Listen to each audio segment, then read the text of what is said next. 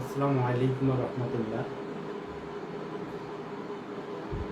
সুপ্রিয় শিক্ষার্থী বন্ধুরা, তোমাদেরকে আজ সোমবারের এই দুপুরের ক্লাসে স্বাগতম। বরাবরের মতো আমরা সৃষ্টিকর্তার কাছে আমাদের সকলের জন্য মঙ্গল কামনা করে ক্লাস শুরু করছি। আশা করি তোমরা প্রত্যেকে ভালো আছো এবং সুস্থ আছো। গত ক্লাসে আমরা সম আয়ন তৈরি হলে দ্রাব্যতার উপর কেমন পরিবর্তন হয়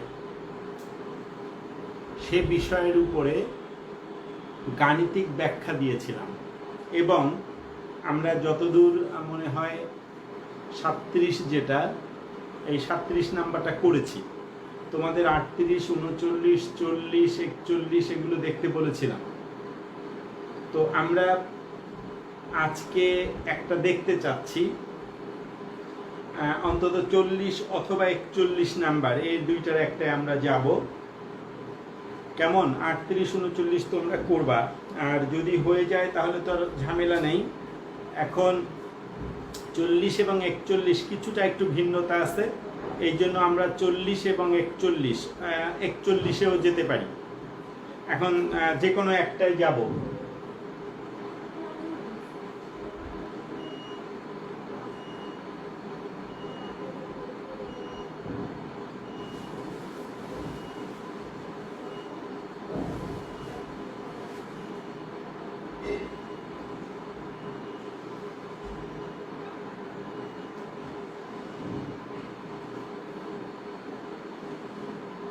পঁচিশ নাম্বার পেজের 41 নাম্বার। সুপ্রিয় শিক্ষার্থী বন্ধুরা, তোমরা যদি একটু বলো যে আলো পর্যাপ্ত আছে কিনা বা বোর্ড তোমরা যথাযথভাবে দেখতে পাচ্ছ কিনা। যদি থাকে তাহলে আমরা ক্লাসের ভেতরে প্রবেশ করব, অর্থাৎ বোর্ডের সম্পূর্ণটা দেখা যাচ্ছে কিনা এবং আলো মোটামুটি ঠিক আছে কিনা। যদি যে কোনো একজন বলো তাহলে আমরা এসে তার আলোকে ক্লাসে প্রবেশ করব।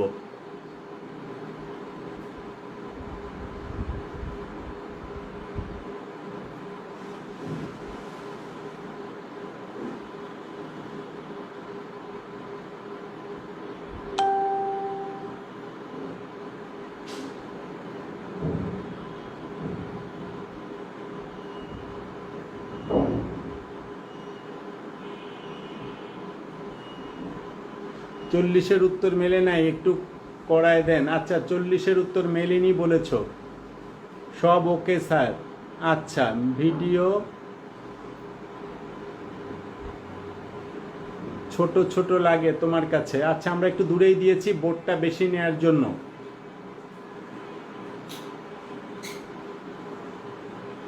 আচ্ছা, কেউ কেউ বলেছ আলোর স্বল্পতা একটু আছে, সেটা ঠিক আছে। আচ্ছা, ওকে। তো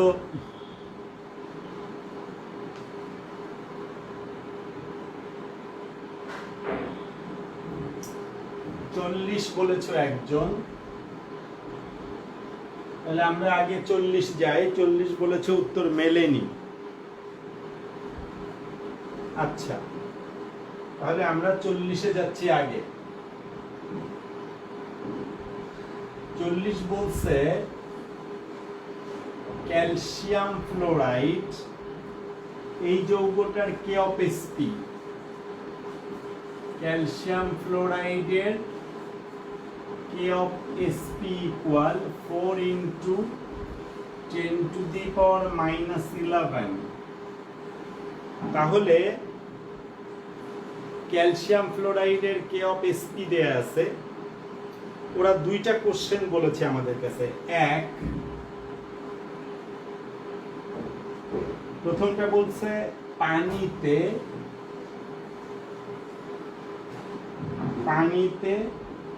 CaF2 এর দ্রাব্যতা। 2, 0.05 মোলার ক্যালসিয়াম ক্লোরাইড দ্রবণে CaF2 এর দ্রাব্যতা, এই দুইটা কাজ আমরা করব। তো প্রথম যেটা সেটা হচ্ছে দ্রাব্যতার গুণফল দেয়া আছে, এখান থেকে আগে ওর দ্রাব্যতা বের করব। তো এখন যদি সেটি বের করতে চাই তাহলে ক্যালসিয়াম ফ্লোরাইড Ab2 ধরনের যৌগ,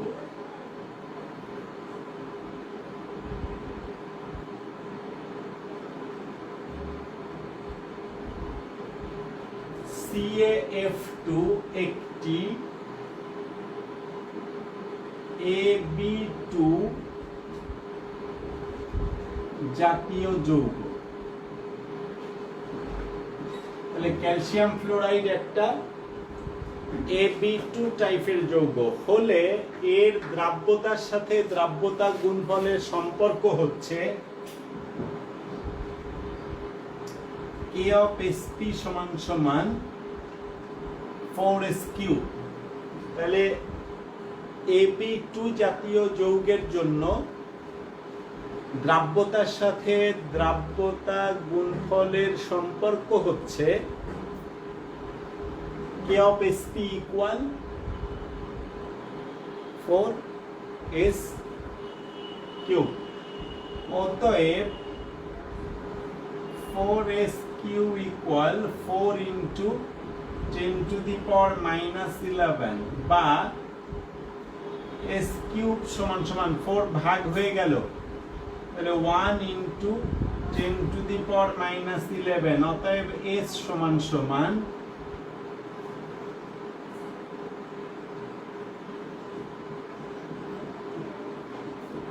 তাহলে আমরা ওই যৌগটার পানিতে ক্যালসিয়াম ফ্লোরাইডের দ্রাব্যতা পেয়ে যাব। পানিতে ক্যালসিয়াম ফ্লোরাইডের দ্রাব্যতা পেয়ে যাব।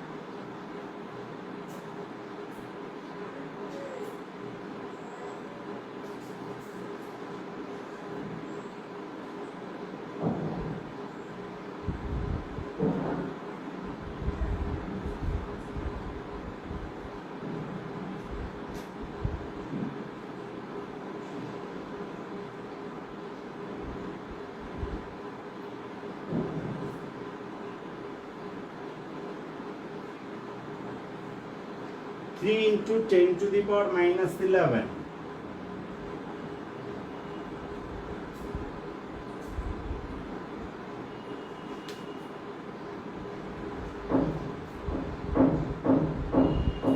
আচ্ছা আমরা একটু দেখি, 4 × 10⁻⁻11। আচ্ছা আমরা আবার একটু করি।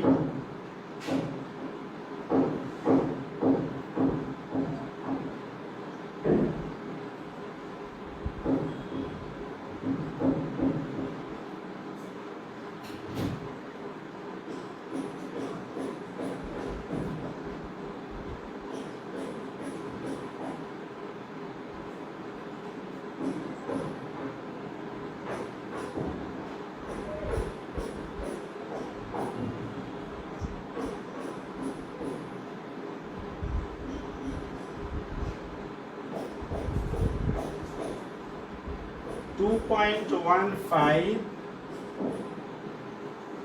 into 10⁻⁻4। 2.15 in 10⁻, প্রথমটা তো উত্তর ঠিক আছে, তাহলে প্রথম উত্তরটা ঠিক আছে। 1 পানিতে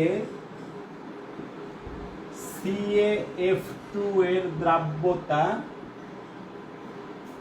সমান সমান 2.15 10⁻⁻4 মোল পার লিটার।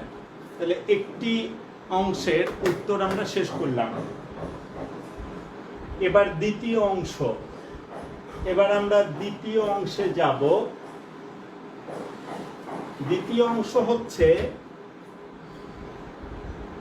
ক্যালসিয়াম ক্লোরাইডের মধ্যে যদি ক্যালসিয়াম ক্লোরাইড যোগ করা যায় 0.05 মোলার ঘনমাত্রার, তাহলে এই ক্যালসিয়াম ফ্লোরাইডের যে দ্রাব্যতা এর কি পরিবর্তন হবে। আচ্ছা ওকে, আসো তো যদি ক্যালসিয়াম ফ্লোরাইডের মধ্যে ক্যালসিয়াম ক্লোরাইড যোগ করা যায় তাহলে দ্রবণে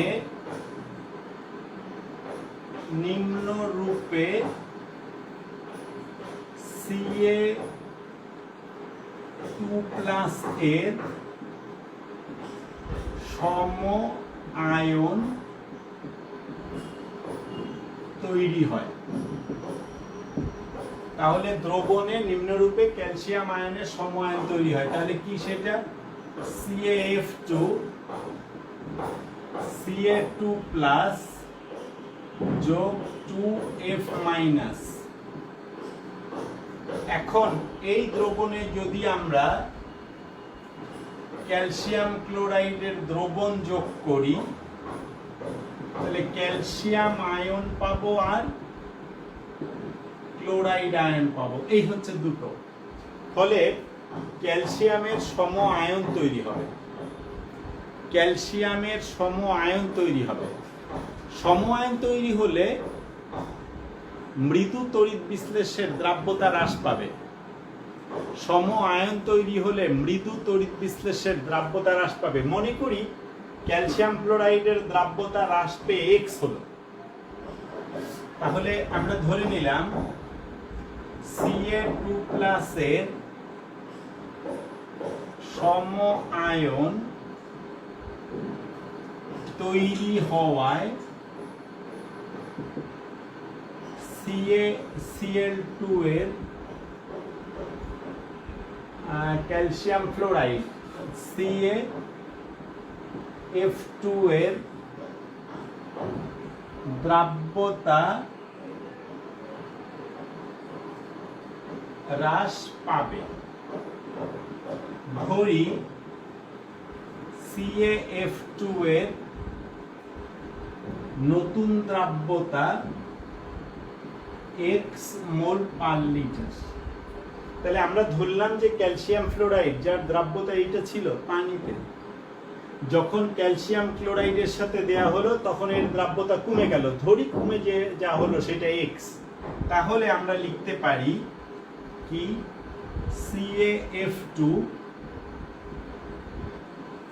Ca2+ যোগ 2F-।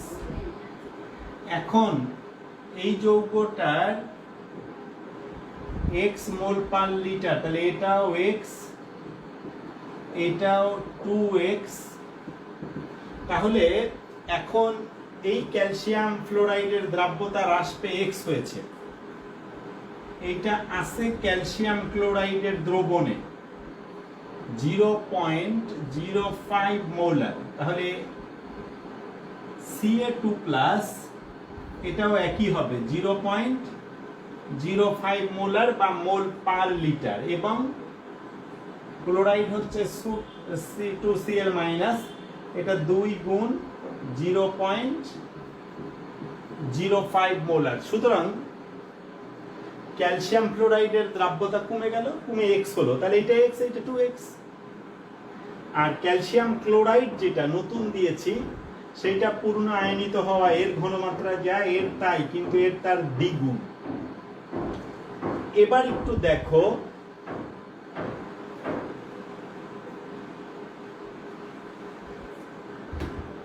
ক্যালসিয়ামের নতুন ঘনমাত্রা X প্লাস 0.05 আর ফ্লোরাইডের হচ্ছে 2X। তাহলে এই অবস্থায় Ca2+ এর ঘনমাত্রা হবে X প্লাস 0.05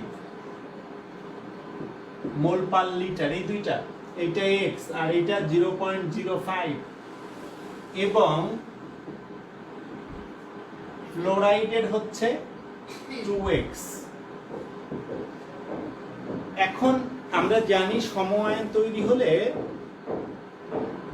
বিয়োজন মাত্রা কমে, দ্রাব্যতা কমে, কিন্তু দ্রাব্যতা গুণফল একদমই ঠিক থাকে। দ্রাব্যতা গুণফলের মানের কোনো পরিবর্তন হয় না। সুতরাং আমরা এবার বলতে পারি CaF2 এর ক্ষেত্রে K of Sp equal Ca2 plus into F minus তার স্কয়ার, এটা সূত্র। ক্যালসিয়ামের ঘনমাত্রা হচ্ছে x plus 0.05 আর ফ্লোরাইডের হচ্ছে 2x তার আবার স্কয়ার। এই হচ্ছে আমাদের বর্তমান অবস্থা। এখন যেহেতু ক্যালসিয়াম ফ্লোরাইডের K of Sp জানি, তাহলে আমরা এই পাশে লিখতে পারি, বা এইটা গুণ করলে 4x² হলো, x দিয়ে গুণ করলে 4x³ প্লাস, যদি আমরা গুণ করি 2 দুগুণে 4 গুণ, তাহলে 4 into 0.05 0.02, তাহলে 0.2 x² মাইনাস এইটা হয়ে যাবে 4 into 10 to the power minus 11 equal 0। সুপ্রিয় শিক্ষার্থীরা, আমরা তোমাদেরকে গত ক্লাসে বলার চেষ্টা করেছি, মৃদু তড়িৎ বিশ্লেষ্য হলে তার দ্রাব্যতা এমনিই কম, যদি বর্গ করো তাহলেও কমে যায়, আর ঘন করলে তো আরো কমে যায়। সুতরাং আমরা মৃদু তড়িৎ বিশ্লেষ্য হওয়ায় ওই যৌগটার দ্রাব্যতা খুব কম হবে, এই জন্য আমরা 4x³ কে উপেক্ষা করব।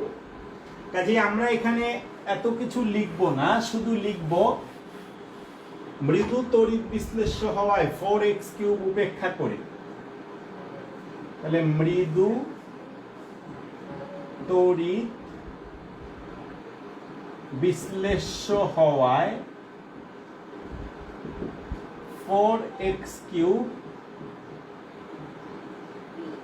উপেক্ষা করে।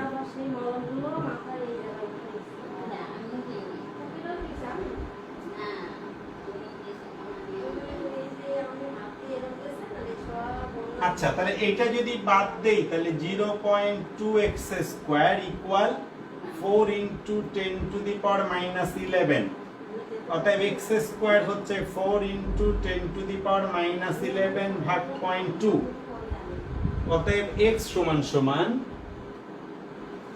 তাহলে যেটা দাঁড়াচ্ছে সেটা হচ্ছে এই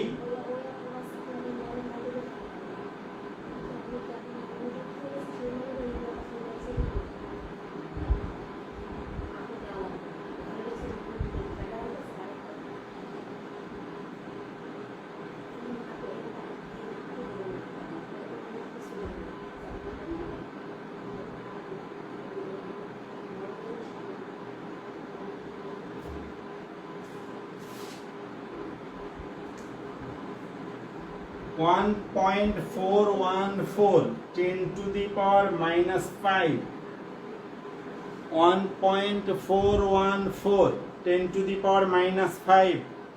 এই বেটা উত্তর তো ঠিকই আছে, 1.4 10 to the power minus 5।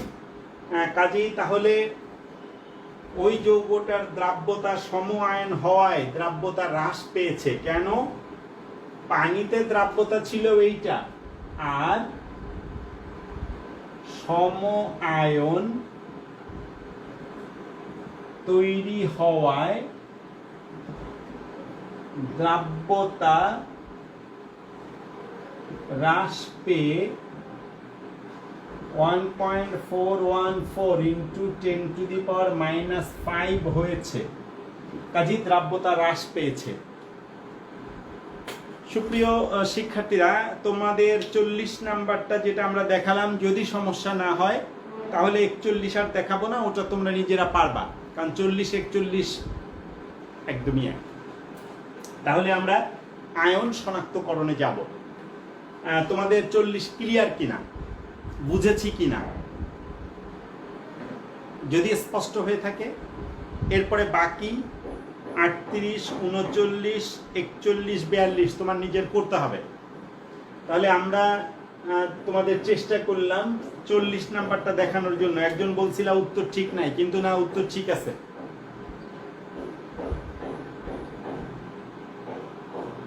উত্তর ঠিক আছে। আচ্ছা, ক্লিয়ার বলেছো অনেকেই।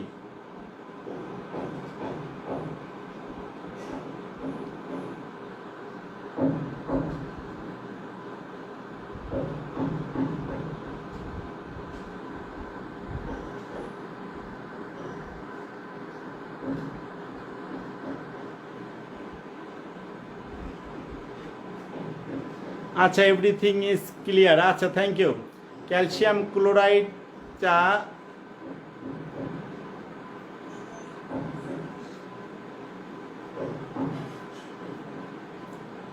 ওইটা মৃদু তড়িৎ বিশ্লেষ্য না, এই জন্য আমরা ওইটা দেইনি। তুমি মৃদু তড়িৎ বিশ্লেষ্য না, এই জন্য দেইনি। কেমন?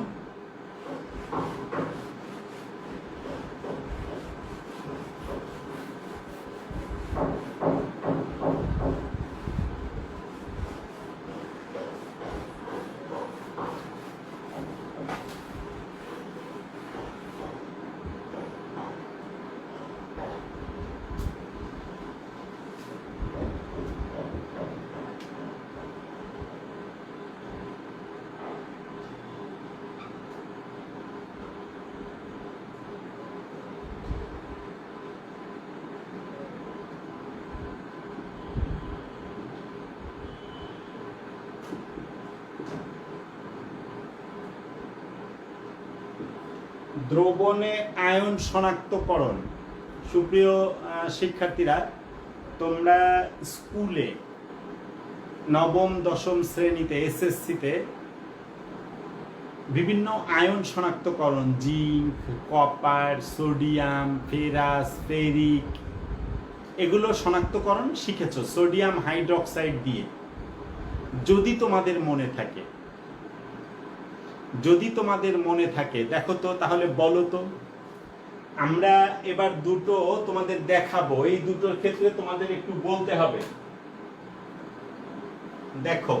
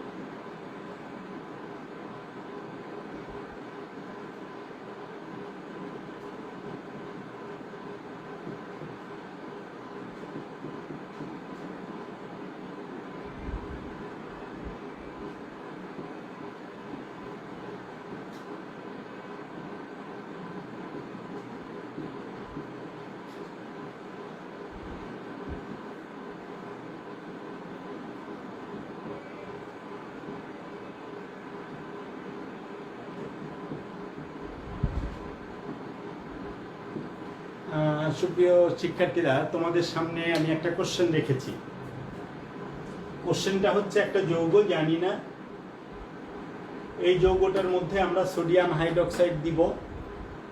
সোডিয়াম হাইড্রোক্সাইড দিলে হালকা সবুজ বর্ণের অদক্ষেপ তৈরি হবে। আর এইটা আরেকটা যৌগ, এর মধ্যেও সোডিয়াম হাইড্রোক্সাইড দিলে লালচে বাদামি বর্ণের অদক্ষেপ হবে। বলো তো এবার এ কি এবং বি কি? যদি তোমাদের মনে থাকে, অনেক আগের কথা, স্কুলের কথা, যদি মনে থাকে তাহলে একটু বলার চেষ্টা করো তো। ও ভেরি গুড, অ্যান্সার চলে আসছে। কি তোমরা কি বোর্ড দেখতে পাচ্ছ না? B ferrous maybe.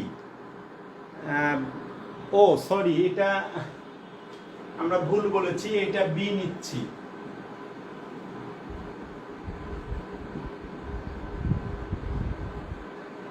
এইটা আমরা বি নিচ্ছি, মানে ওখানে আমার লেখাটাও ভুল হয়েছে। হ্যাঁ very good, ferrous ferric, very good. কপান্না, কপান্না, ফেরাস ফেরিক, থ্যাংক ইউ। এইটাকেই বলা হয়, এটাকেই বলা হয় আয়ন শনাক্তকরণ, এটাকেই বলা হয় আয়ন শনাক্তকরণ। এখন এই যে আয়ন শনাক্তকরণ, এবার একটু আসো,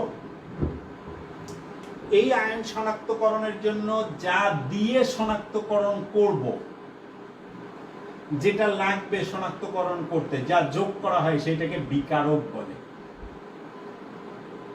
তাহলে কোন দ্রবণের মধ্যে যে পদার্থ যোগ করলে অদক্ষেপ তৈরির মাধ্যমে ওই যৌগটা, ওই আয়নটা শনাক্তকরণ করা যায়, যা দিয়ে অদক্ষেপ ফেলা হয় তাকে বিকারক বলে। তাহলে যেটা দিয়ে অদক্ষেপ ফেলা হয় সেটাকে বিকারক বলা হয়। আমরা আলোটা একটু চেঞ্জ করি।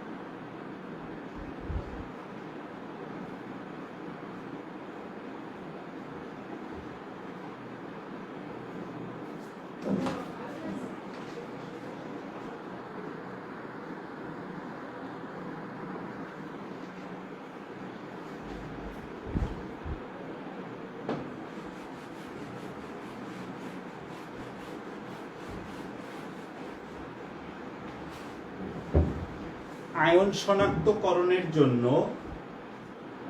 যে আয়ন বা যে যৌগ শনাক্তকরণ করব, সে মনে করো ফেরাস আয়ন বা ফেরাস ক্লোরাইড বা ফেরাস সালফেট বা ফেরাস নাইট্রেট, যেটাই হোক না কেন, যা শনাক্তকরণ করব ওই লবণের একটা দ্রবণ বানাতে হবে পানিতে দ্রবীভূত করে, তাকে মূল দ্রবণ বলা হয়। তাহলে প্রথম হচ্ছে আয়ন শনাক্তকরণে মূল দ্রবণ দরকার। মূল দ্রবণ কি? যে আয়নটা শনাক্তকরণ করব ওই আয়নের কোনো একটা লবণকে পানিতে দ্রবীভূত করে মূল দ্রবণ তৈরি করা হয়। তাহলে যে লবণ, যে আয়ন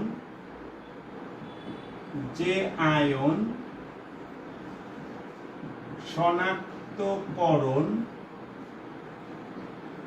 করতে হবে, যে আয়ন শনাক্তকরণ করতে হবে তার কোনো, যে আয়ন শনাক্তকরণ করতে হবে তার কোনো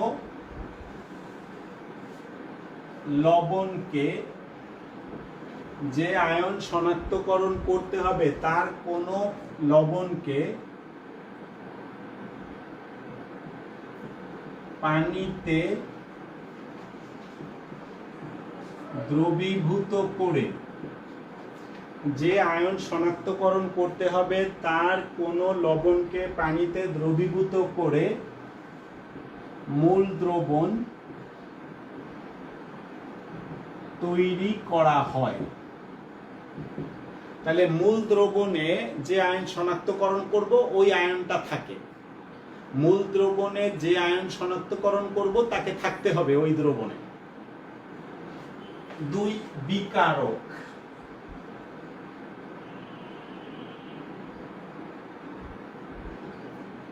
যে রাসায়নিক পদার্থ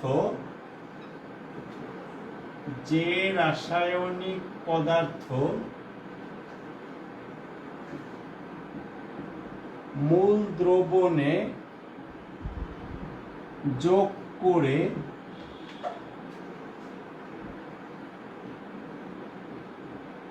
অধক্ষেপ তৈরি করা হয়।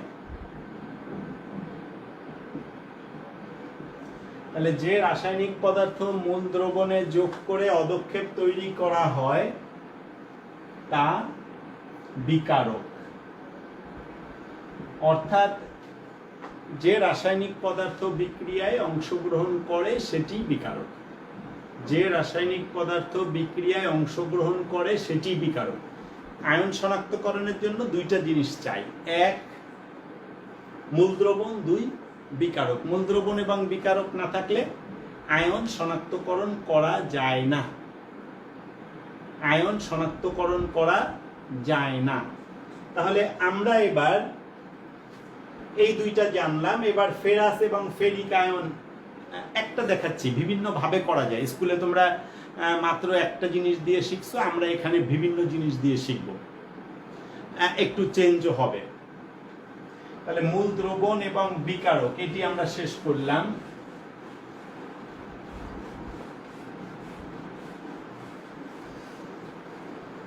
এবার দেখো, আমরা যদি Fe2+ আয়ন বা FeCl2 দ্রবণের FeCl2 এর ধাতব আয়ন শনাক্তকরণ, একই কথা।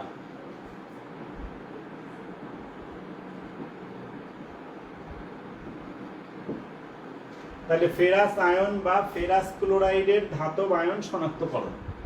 তাহলে একটা আমি একটু ডিটেলস বলছি, তারপরের গুলো সংক্ষিপ্তভাবে বললেই আশা করি আমরা বুঝবো। তাহলে কাজ হচ্ছে, এবং আমরা যদি সম্ভব হয়, আসলে এটি আমরা রেখে দিলাম কেন, তোমাদেরকে আমরা ফেস টু ফেস অর্থাৎ অফলাইনে যদি আমরা করার সুযোগ পাই, তাহলে প্র্যাকটিক্যালি তোমাদের টেস্ট টিউব, বিকার, তারপরে যে মূল দ্রবণ, বিকারক, এগুলোর মাধ্যমে তোমাদেরকে দেখাবো।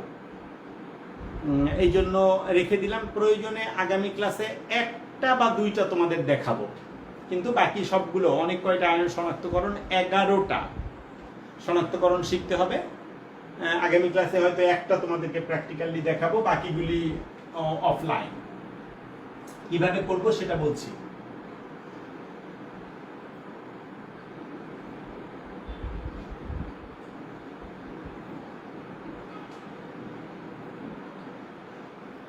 দেখো, আমরা ব্যাপারটা এইভাবে নিব। ফেরাস আয়ন বা ফেরাস ক্লোরাইডের দ্রবণে, ফেরাস আয়ন বা ফেরাস ক্লোরাইডের দ্রবণে এই যে দ্রবণটা, ওটাকে আমরা বলি মূল দ্রবণ, এই জন্য শুধু বলবো মূল দ্রবণ। তাহলে ফেরাস আয়ন বা ফেরাস ক্লোরাইডের মূল দ্রবণে বিকারক কি লাগবে এটা তোমার মাথায় মুখস্থ থাকতে হবে।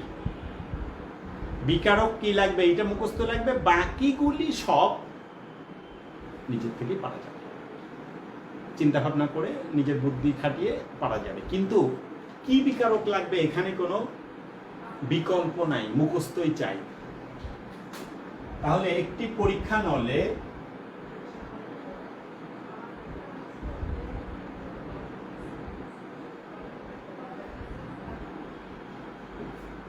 Fe2+ আয়নের কোন লবণ বা FeCl2 এর মূল দ্রবণে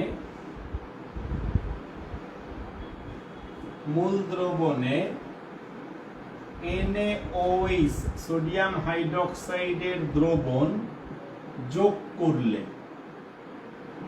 এই যে যোগ করলাম এই পর্যন্ত হচ্ছে পরীক্ষা, যোগ করলে যা পাবো ওই পর্যন্ত হচ্ছে পর্যবেক্ষণ। তাহলে সোডিয়াম হাইড্রোক্সাইডের দ্রবণে যোগ করলে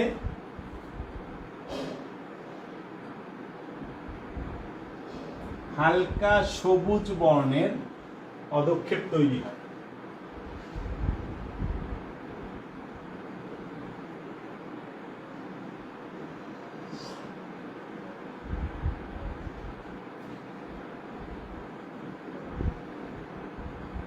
হালকা সবুজ বর্ণের অদক্ষেপ উৎপন্ন হয়। তাহলে একটা পরীক্ষা নলে ফেরাস আয়নের কোন লবণ বা ফেরাস ক্লোরাইডের দ্রবণে যদি সোডিয়াম হাইড্রোক্সাইড যোগ করা যায় তাহলে হালকা সবুজ বর্ণের অদক্ষেপ উৎপন্ন হয়। দেখো আমরা পরীক্ষাটা এভাবে দেখাবো, বিক্রিয়াটা Fe2+ ও দেখাতে পারি, FeCl2 ও দেখাতে পারি, তুমি যেটা নিবা সেটাই চলবে। ফেরাস আয়নও নেওয়া যায়, ফেরাস ক্লোরাইড ফেরাস সালফেটও নেওয়া যায়, যোগ উভয় ক্ষেত্রে সোডিয়াম হাইড্রোক্সাইড। যদি আমরা এই দ্রবণে সোডিয়াম হাইড্রোক্সাইড যোগ করি তাহলে ফেরাস OH এর সাথে যুক্ত হবে, যোগ সোডিয়াম আয়ন, তাহলে দুটো। যদি তুমি আয়নিত অবস্থায় বিক্রিয়াটা দেখাও তাহলে ফেরাস আয়ন এখান থেকে OH এর সাথে যুক্ত হবে, এইটা ফেরাস হাইড্রোক্সাইড, এইটার হালকা, তাহলে ফেরাস হাইড্রোক্সাইডের হালকা সবুজ বর্ণের অদক্ষেপ তৈরি হয়। আর যদি তুমি এইটা নাও তার সাথে দুটো লবণ সোডিয়াম আয়ন সেপারেট হবে। আর যদি এইটা নাও তাহলে এইটা FeOH2, এইটার একই ব্যাপার, হালকা সবুজ। এই ক্ষেত্রে দুইটা সোডিয়াম ক্লোরাইড তৈরি হবে। তাহলে বিক্রিয়াটা এই ফর্মেও লেখা যায়, এ ফর্মেও লেখা যায়। এতে আমরা সিদ্ধান্ত নিতে পারি, তাহলে দেখো পরীক্ষা পর্যবেক্ষণ সিদ্ধান্ত, এটা হচ্ছে বৈজ্ঞানিক পদ্ধতির মূলনীতি। পরীক্ষা পর্যবেক্ষণ সিদ্ধান্ত। পরীক্ষা পর্যবেক্ষণ আমরা এক স্টেপে নিয়েছি, সিদ্ধান্ত আমরা বিক্রিয়ার পর আর এক স্টেপে নিলাম। তাহলে সিদ্ধান্ত হচ্ছে মূল দ্রবণে Fe2+ আয়ন উপস্থিত।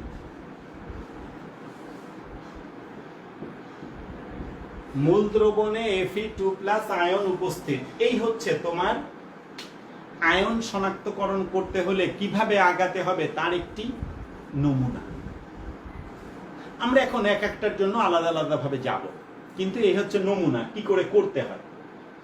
তাহলে পরীক্ষা পর্যবেক্ষণ আগে নিব, তারপরে বিক্রিয়া লিখব, লাস্টে সিদ্ধান্ত। তাহলে পরীক্ষা পর্যবেক্ষণ, বিক্রিয়া এবং সিদ্ধান্ত। পরীক্ষা পর্যবেক্ষণ, বিক্রিয়া এবং সিদ্ধান্ত, এই হচ্ছে মূল কথা।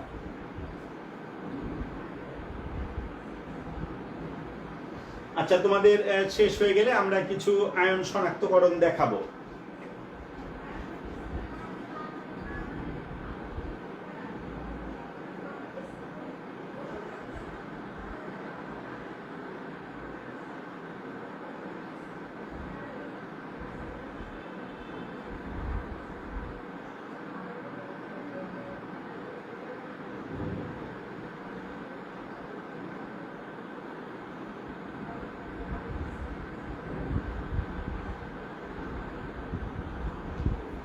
আচ্ছা, হ্যাঁ, ভেরি গুড। একজন প্রশ্ন করেছো K(SP) এর একক। দেখো তোমাদেরকে একটু বলি, সমস্ত কিছুই তো পরিবর্তনশীল। পৃথিবী পরিবর্তনশীল। প্রথম দিকে কে অফ এসপি এর একক বিবেচনা করা হতো, কিন্তু এখন বলা হচ্ছে এটি একটা গুণফল, বিধায় এর একক ইউজ করা হয় না। একদম প্রথম দিকে কে অফ এসপি এর একক ব্যবহার করা হতো, কিন্তু পরবর্তীতে এটা তো ইউপ্যাক্ট চেঞ্জ করে, বিভিন্ন অবস্থায় এটি চেঞ্জ হয়। তো চেঞ্জ হয়ে এখন যেটা হয়েছে কে অফ এসপি এর আর একক ব্যবহার করা হয় না। কিন্তু যদি হয় তাহলে কিভাবে হবে সেইটা শেখাচ্ছি।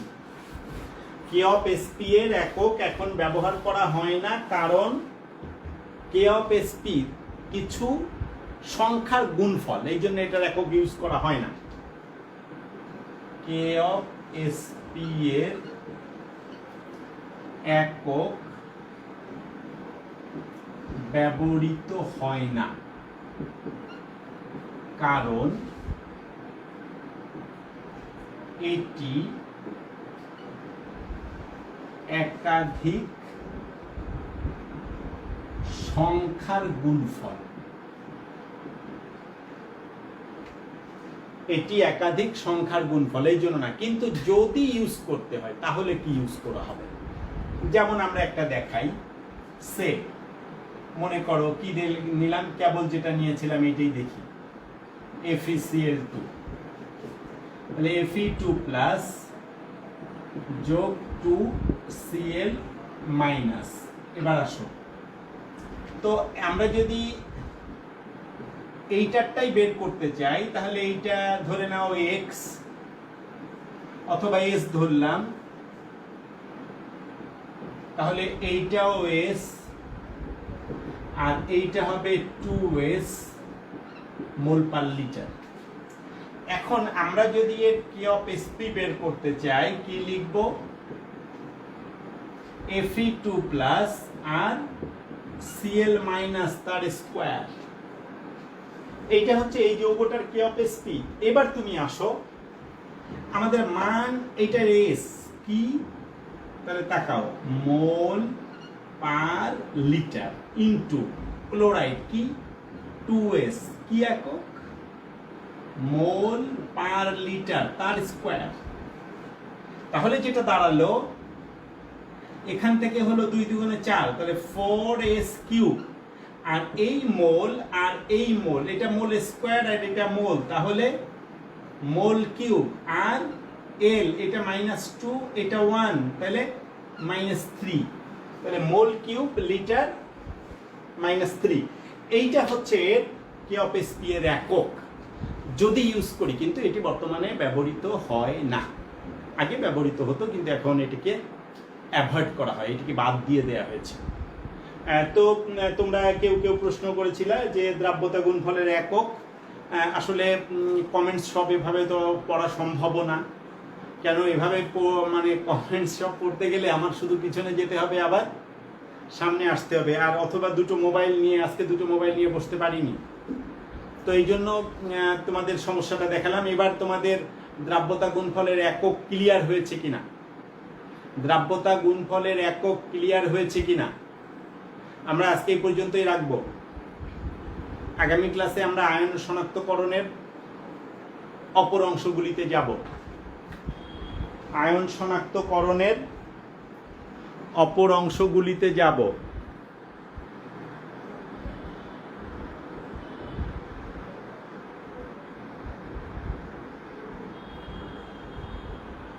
আচ্ছা,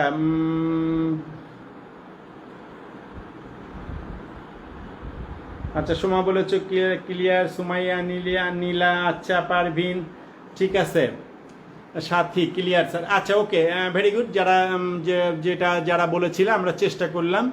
আমরা আজকে এই পর্যন্তই থাকবো। সুপ্রিয় শিক্ষার্থীরা, তোমাদের আবারও সুস্থতা কামনা করে একটি ভালো অবস্থায় গিয়ে যেন আমরা অফলাইনে যেতে পারি, সেইটা বিধাতার কাছে কামনা করে আজকের মতো এখানেই রাখছি। আল্লাহ হাফেজ। আসসালামু আলাইকুম ওয়া রাহমাতুল্লাহ।